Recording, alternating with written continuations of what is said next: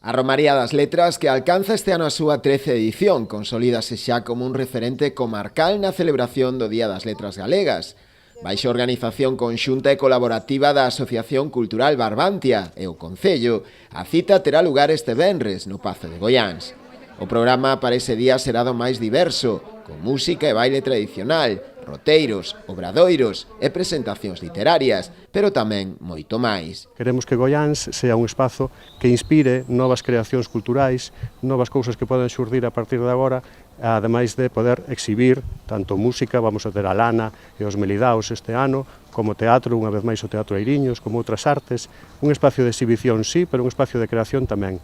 para que a partir de agora Goiáns siga producindo cultura, siga producindo elementos culturais que nos caractericen. Entre as actividades que imos a ter de presentación literarias, pois vai a ser a presentación dun libro escrito por tres escritoras galegas tamén,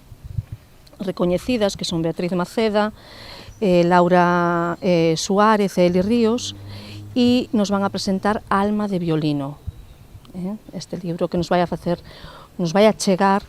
a figura e a traxectoria literaria de Luisa Villalta. Tamén vai a estar connosco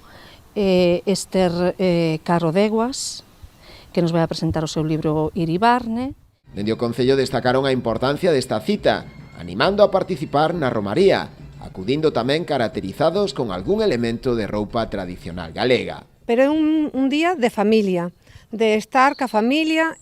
disfrutando aquí no Pazo de Goiáns de todas as actividades culturais. Por eso animo a xente que acuda, que pode comer aquí, que vamos a habilitar un espacio para toda aquela xente que é aquí onde está o Palomar, para que toda aquela xente que queira traer a comida e comer aquí, en familia, que tamén vai haber postos de comida, pero ademais o que máis me gustaría que este ano que a xente intentara participar no que é na vestimenta tradicional.